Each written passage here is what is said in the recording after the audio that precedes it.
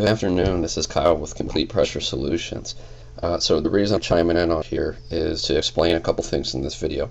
So this is a good buddy of mine's house, and I'm just doing some work for him in my free time. So that's why you'll notice here in the beginning and a couple of other times where I'm not wearing, like working clothes, and yeah, so just kind of ignore that somewhat. Also, I had an issue with my camera setup where a couple of the jobs I did, my phone wouldn't record time lapses, so there's a couple of places where I just have some before and after photos, so you'll have to excuse me for that.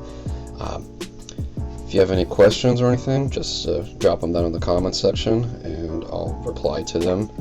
And thanks again for watching, and enjoy the rest of the video.